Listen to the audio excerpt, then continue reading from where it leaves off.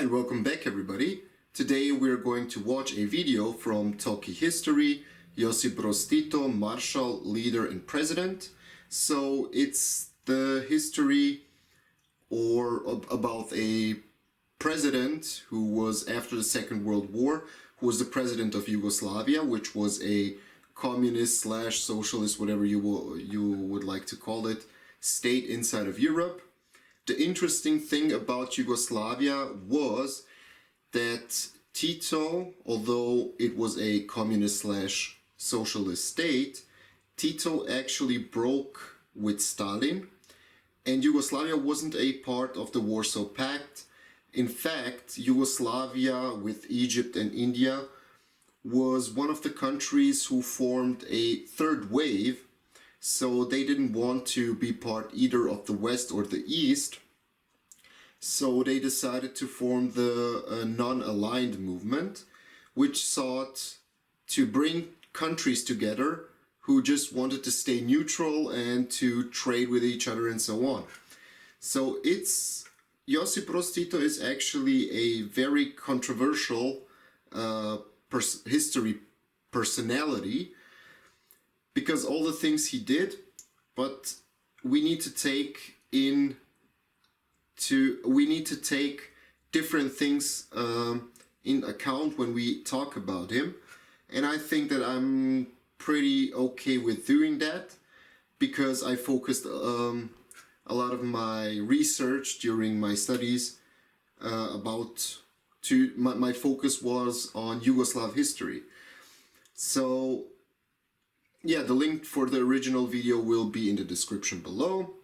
Go give them a view or whatever. Show them some love and respect for the videos that they do, and especially this one. So we're just gonna jump in. If you have any suggestions, I have already two from the comment section. One is the Canadian-American War, where the White House was burnt down by the Canadians or the British, however you take it. And the second suggestion is the American-Spanish War. So it's gonna come up. And yeah, regarding the Austrian textbooks, there's things that I need to redo, and it has to do with the Austrian copyright laws. It's a different topic, but you're gonna see when the video comes out. I'm going to mention it in the video. So that's why it takes so long, or longer than expected. But let's just jump into the video, and as always I will stop and give some of my thoughts or comments and add something if I have to or no. So yeah, let's just jump in.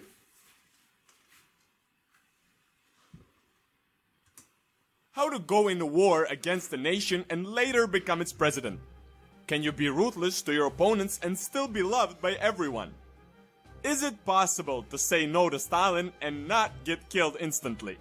Only one person could answer all these questions: Josip Broz Tito.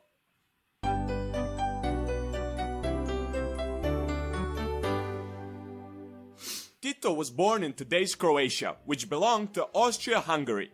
He was just a regular dude from a rural family working odd jobs. But then, the army called.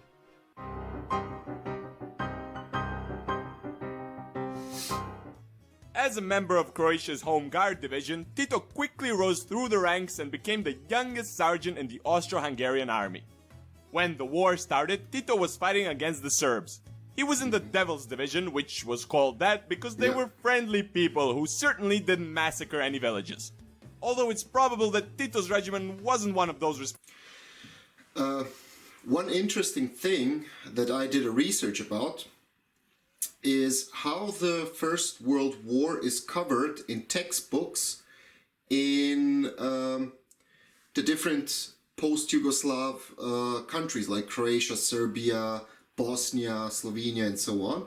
And the interesting thing is that the First World War isn't covered that much. It's always like, I don't know, 5 until 10 pages. So it's mostly, I wouldn't say ignored, but the Second World War takes a bigger chunk than the First World War. And one of the main things why it wasn't covered is because of the history. Because after the Second World War, when the countries were founded, when Yugoslavia was founded, and Tito was the leader, you couldn't say that, like Croatian did atrocities against Serbs, or Serbs did something to others, like they wanted to unify all the conflicting sides, and you couldn't especially talk about Tito's role in the First World War, because he was a part of the Austro-Hungarian army with Croatian units who did very, very bad things inside of Serbia. And actually also a fact about the First World War, Serbia was actually, I'm not sure if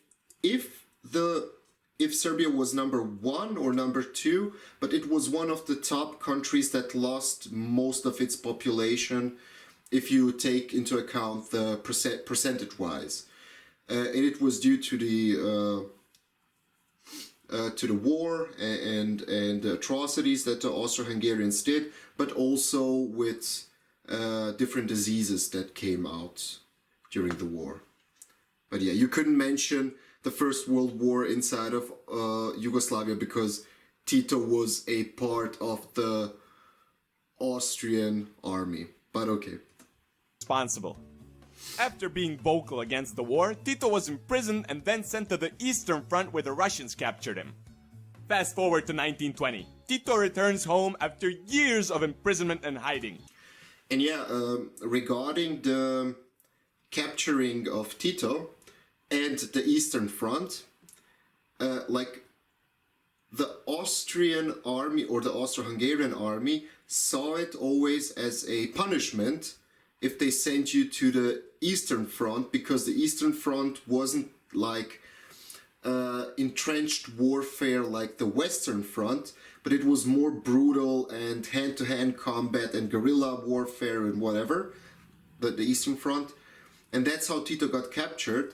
And actually during his imprisonment in Russia, and the term was after the revolution and so on, he actually got more indoctrinated and became more prone to communism as an idea.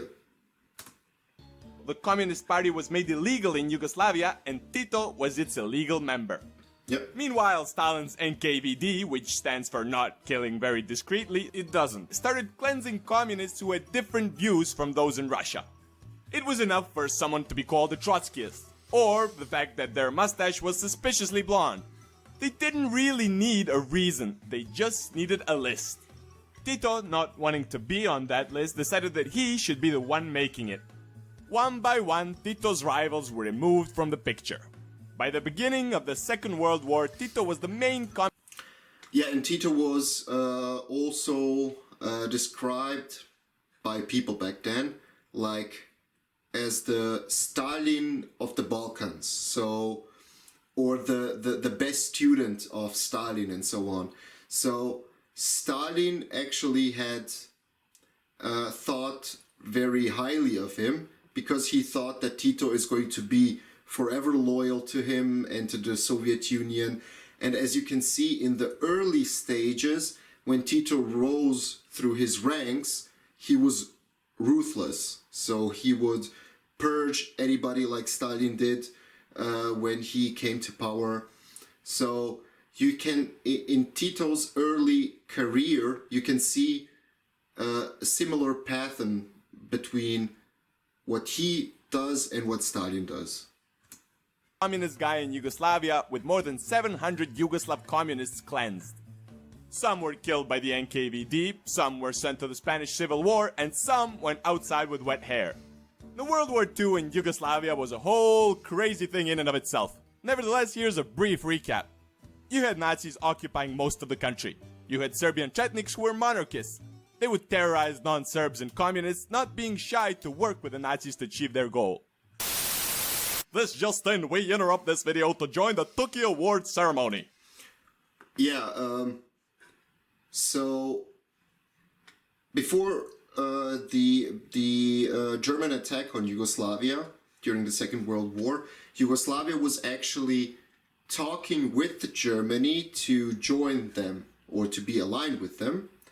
But then there was a coup. This is just a quick recap. Then there was a coup in Belgrade, and then they said they didn't want to join the Axis. And then the Germans invaded. Yugoslavia fell in, I forgot how many days, but it fell like immediately. And the first army and then they split the country into a puppet state called the Independent State of Croatia, although it wasn't independent. They installed the Ustaša regime in Croatia, which was loyal to the Germans and of course to the Italians, but mostly to Germans. They did the whole things that Germany did to their minorities, like the Jews, Gypsies, and especially the Croats. The Ustaša, they especially targeted the Serbs. I don't know if he's going to mention it, but they were pretty devastating atrocities that the Ustaša did, and one of the biggest camps that were established was called Jasenovac. There's a big memorial today in today's Croatia to that atrocity, but the numbers vary. Some say it's, I don't know, that 500,000 Jews, Serbs, and Gypsies and minorities were killed there. Some say 700,000. So the numbers are different. But the controversial thing is that when the Germans, the German officers and the German army was in Croatia to support the Ustaša regime, to fight against the Chetniks, the partisans later on, and so on, they wrote a lot about about the atrocities that the Ustaša did, and the Germans were horrified how and what they did to the local population, to the civilians, and so on. And the difference between the methods that the Ustaša used and the Germans was, like the Germans were methodical. They would bring you into a camp, then you need to register, then you need to write down your name, what you brought with you, where you come from, blah, blah, blah. So there's a more accurate number to the victims that the Germans or the Nazis were fault of. But the Ustaša regime was like, now they would just go into a village, do all the horrible things, and it's more hard to know the numbers because they weren't that, let's use the word, systematical like the Germans. The nominees for the most evil regime of the 20th century are North Korea's Kim Dynasty, Equatorial Guinea under Nguema, Nazi Germany, and the Ustaše of the independent state of Croatia. And the winner is... Well, obviously the Nazis, but the Ustaše came quite close. They ran extermination camps and were the only ones with death camps exclusively for kids. Some wouldn't even make it there. They'd get thrown into deep pits inhabited by both the dead and the living.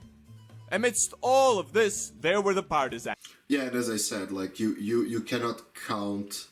It's way harder to count victims in those circumstances than the systematic like the Germans did.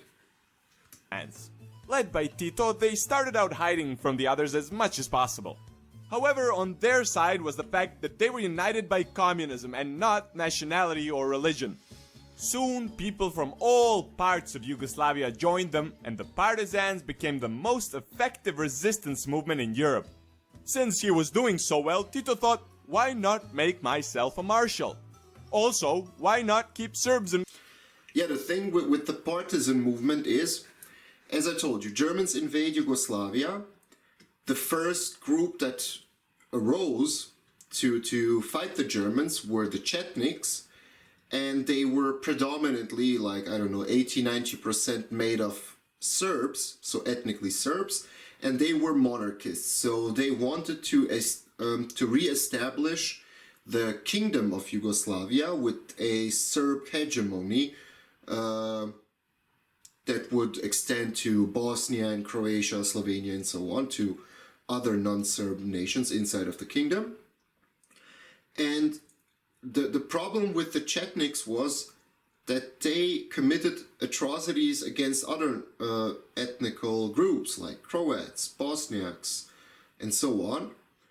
And there was a big conflict inside of the general population. So a lot of people who despised the methods that the Chetniks had, and also despised the Germans, found their home in the partisans. And the main slogan of the partisans was brotherhood and unity, and friendship, brotherhood and unity, and freedom. So, and they always promoted, like, yeah, we just want to liberate the country from the Germans, and we want to make every nationality or every ethnicity inside of the new Yugoslavia equal. So we don't want the Croats to dominate, we don't want the Serbs to dominate, but we want all the people to live peacefully together. And that message that they proclaimed or dispersed, also using the famous agitprop, which is a short term for agitation and propaganda, with that call for brotherhood and unity and to stop killing each other and so on. They actually rose in numbers. First, most of the partisans were Serbian, and then afterwards all the other ethnicities came along, like Slovenes and Croatians, Bosnians, Macedonians, although Slovenians and Macedonians were more like separate or more independent from the Central Communist Committee, but that's a different story. Croats in the same country. He just missed the opportunity to be hilarious and give the new country an official policy of something like brotherhood and unity. Oh, he did? Well then, welcome to the new Yugoslavia. What could possibly go wrong?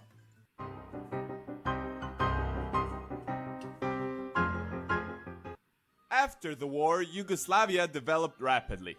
There was a one-party system, and Tito was the president of both the party and the country. He suppressed religion and nationalism by deleting wartime memories. If you were okay with this, you'd love the guy. A job was waiting for you as well. Yeah, regarding suppressing religions, yeah, because communism is philosophically opposed to religion. Maybe some of you know the famous quote from Marx, or was it Engels or Marx, I don't know, that religion is the opium for the masses. So they were openly against priests and so on. But the thing is, they wouldn't prosecute or wouldn't kill automatically if you were a priest or whatever. But it's they would eliminate you if you wouldn't accept them as new rulers of the country.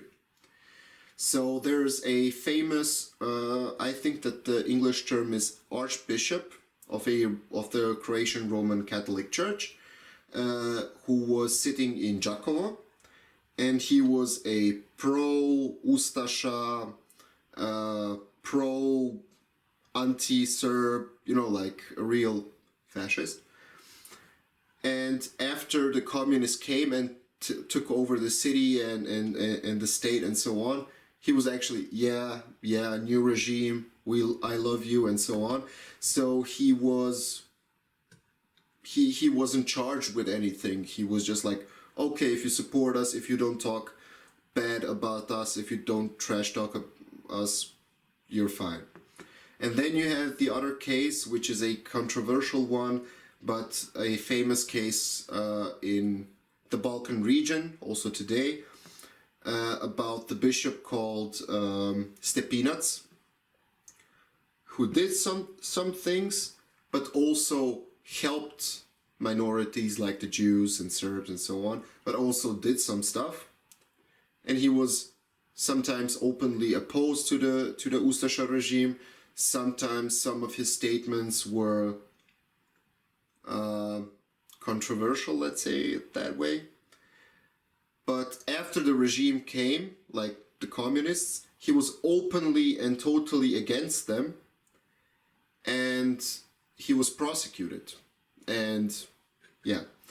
And the thing is, they were also especially against the Roman Catholic Church. Why?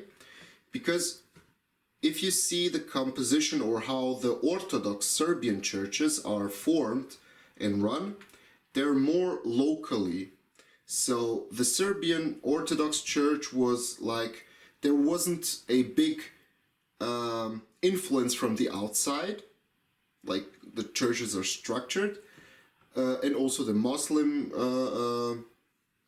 mosques and so on, the Jamia, they're also more locally, but if you look at the construct of the Roman Catholic Church, a lot of influence is coming from outside of the state, from the Vatican.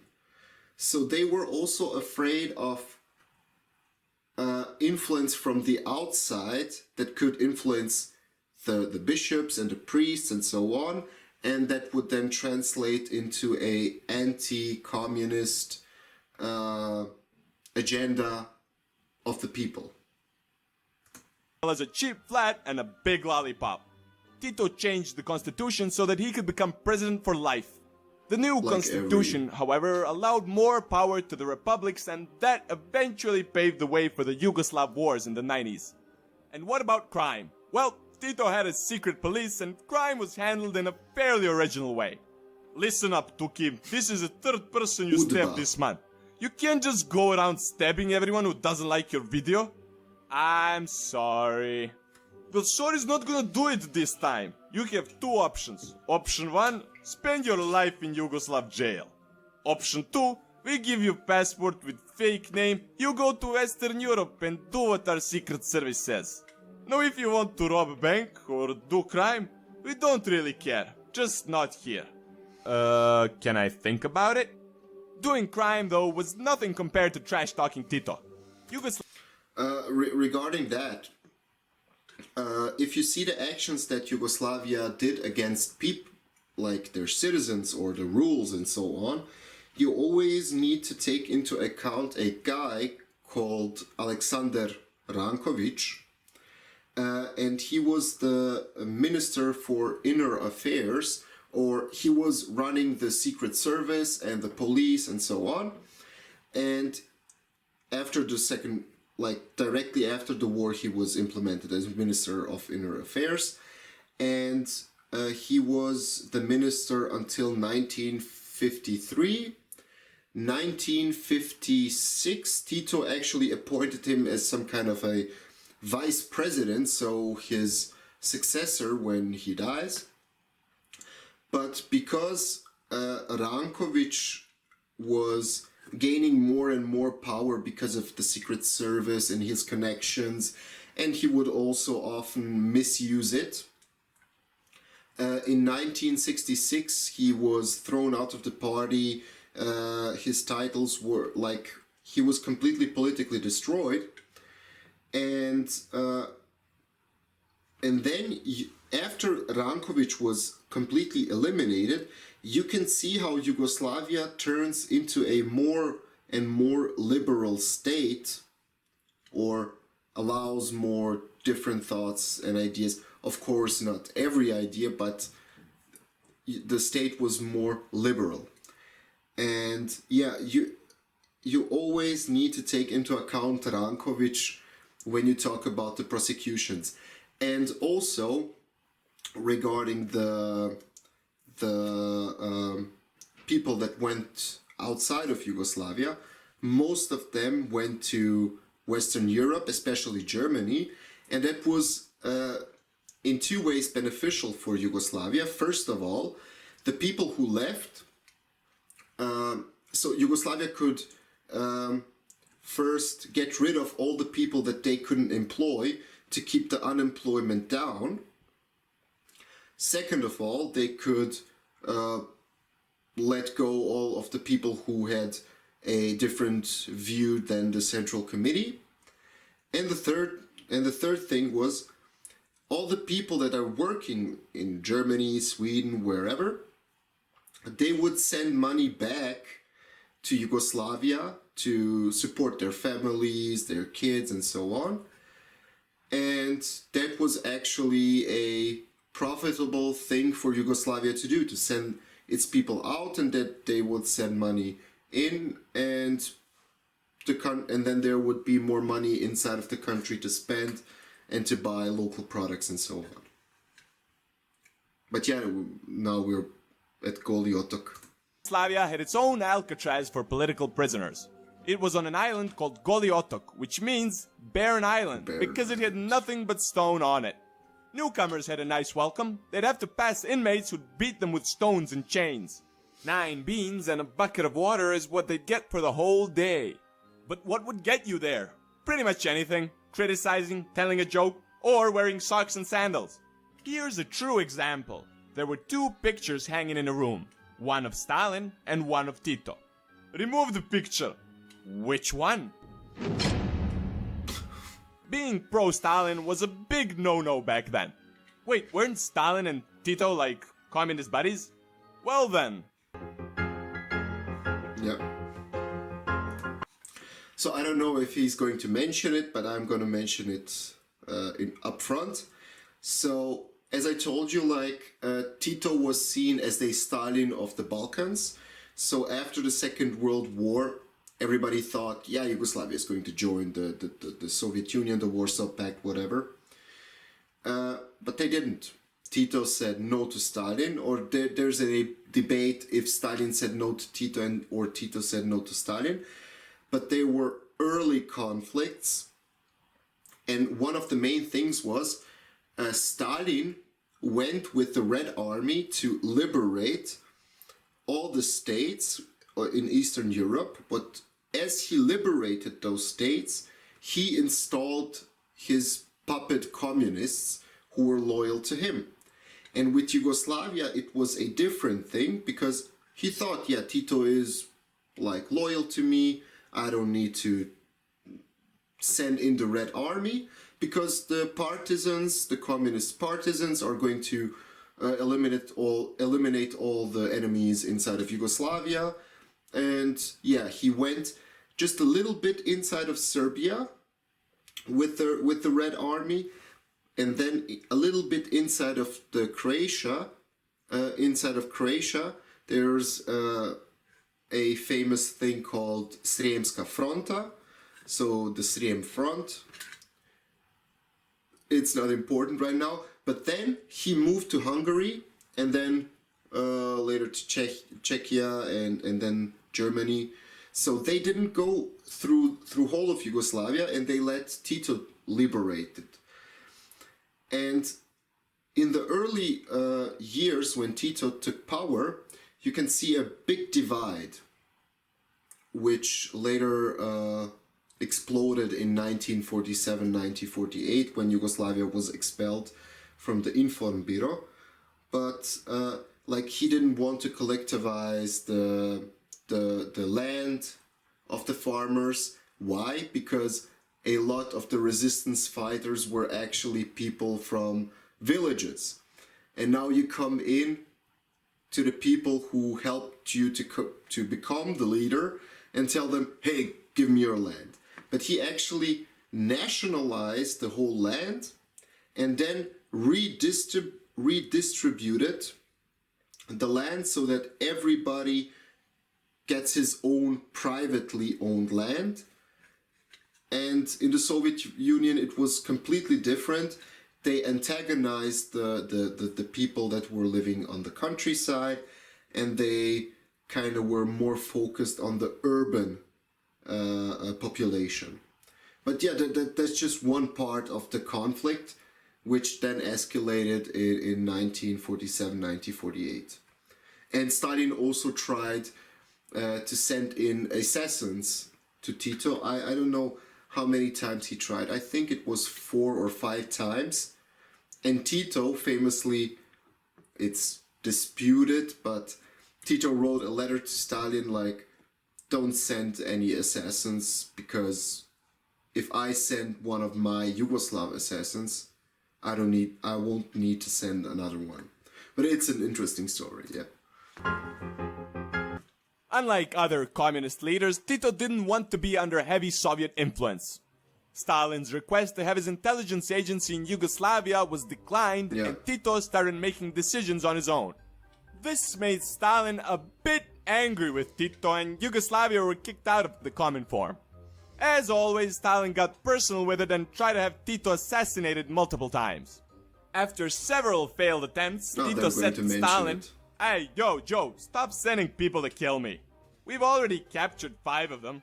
If you don't stop, I'll send one to Moscow, and I won't have to send another."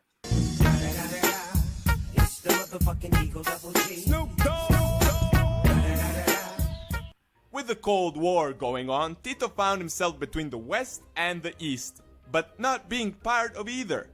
So, together with the leaders of Ghana, Egypt, India, and Indonesia, he formed the Nonaligned Movement. The idea basically was to be cool with both sides and not get involved. More than 100 countries joined the movement, and Tito's Yugoslavia was one of the most... Regarding the non-aligned, as we saw by now, Tito didn't want to join the East, and he also didn't want to join the West. And the thing with that is, when he got into the conflict with the Soviet Union, 47-48, the US was thrilled because, hey, there's a communist dude who's opposing Stalin, that's cool. Let's use him as propaganda for the US. So they poured in money and everything. So Tito was actually balancing between East and West, and he tried to gain the advantages from both sides. And after Stalin died in 1953, and Khrushchev came to power, you can see how Khrushchev came to Tito and apologized for all the things that Stalin said about him and Yugoslavia, and wanted to improve relations, to get Yugoslavia more to his side, so to the Soviet side, then to the Western side. But this move to form the non-aligned movement was very important, because all the countries that didn't want to side with one of the bigger sides, like everything that you did back then, like let's say you traded something with the Soviet Union, the West would see you like, are you against us? Or vice versa.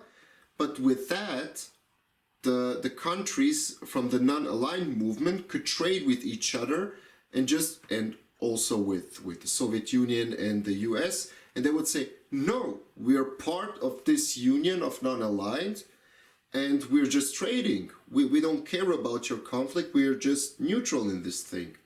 So they had that official like narrative, they're neutral, you do your stuff, we're just gonna do stuff that benefits us and everybody. Most respected countries in the world. They were the first communist country to open its borders and allow foreign tourists to come and go as they please. Life in Yugoslavia was pretty sweet. Salaries weren't particularly great, but since everything was cheaper, the standard of life was high. People were able to enjoy month-long vacations and go overseas without a visa. Tito was also respected. Yeah, now a little shock. My great grandma, she told me like she was, when Tito came to power, she was like the one who was living in a city, not in the countryside. But the one that was living in a city, she was 14 years old when Tito came to power, 1945. And then she worked and got married and kids and so on. But she told me that she bought a house in the city, almost in the center, for 3 months of salary.